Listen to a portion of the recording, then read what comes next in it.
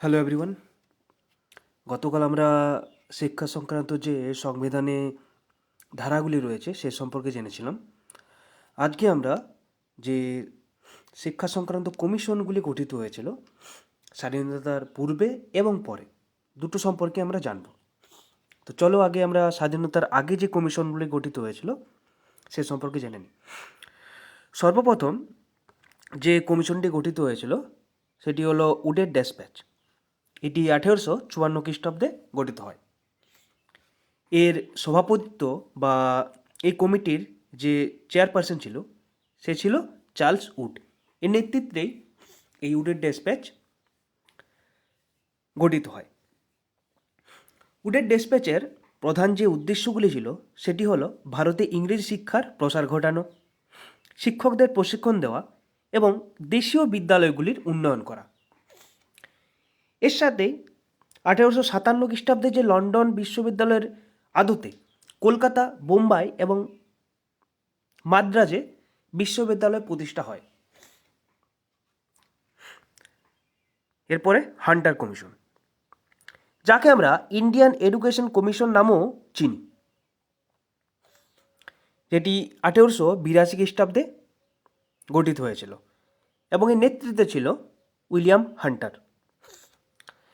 Hunter কমিশনের যে প্রধান উদ্দেশ্যগুলি ছিল গঠিত হওয়ার সেগুলি হলো আধুনিক ভারতে প্রথম শিক্ষা কমিশন। এটি প্রাথমিক শিক্ষায় অগ্রগতি পরিচালনা করাই ছিল এর একটি গুরুত্বপূর্ণ উদ্দেশ্য। অর্থাৎ উডের ডেসপ্যাচে যেমন প্রাথমিক শিক্ষাকে ভারতীয় সমাজে সূচনা করে আধুনিক ভারতে তার পর্যালোচনা করা ছিল এবং ব্যাপক বিস্তৃতি ঘটানোই ছিল হান্টার কমিশনের মূল উদ্দেশ্য। এছাড়া প্রাথমিক শিক্ষার অগ্রগতি পরিচালনার সাথেও স্কুল কলেজকে সরকারি নিয়ন্ত্রণমুক্ত করা, সরকারি আর্থিক অনুদান মঞ্জুর করানো বা স্থানীয় ভাষায় শিক্ষাদান করা এর অন্যান্য গুরুত্বপূর্ণ উদ্দেশ্য ছিল। এরপর আমরা স্যাডলার কমিশন পড়ব, যেটি 1917 খ্রিস্টাব্দে গঠিত হয়েছিল।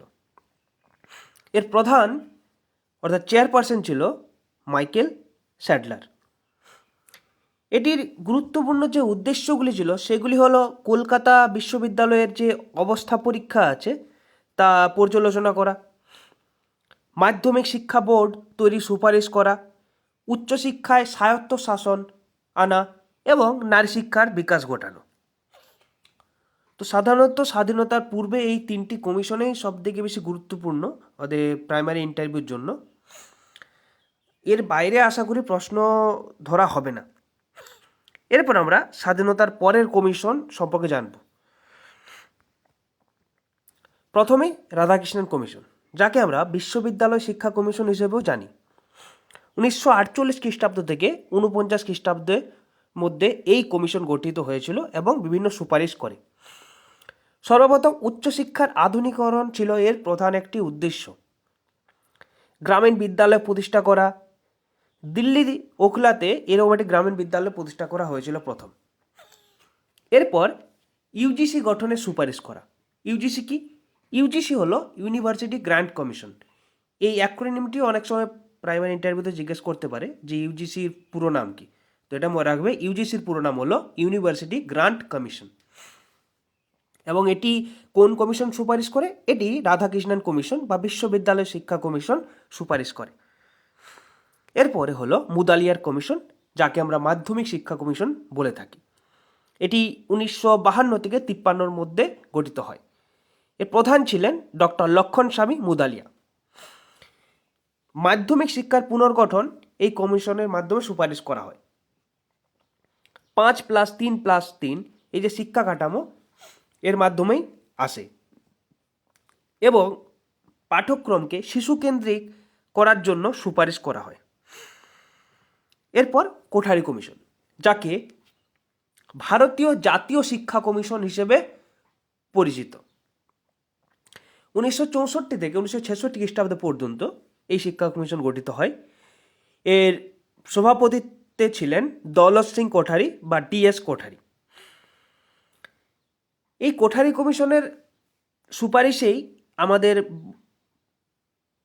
10+2+3 যে শিক্ষা কাঠামো সেটি গঠিত হয়েছিল এবং ত্রিভাষা সূত্র যেটা আমরা পেয়েছি সেটিও এই কমিশনে সুপারিশ করা হয়।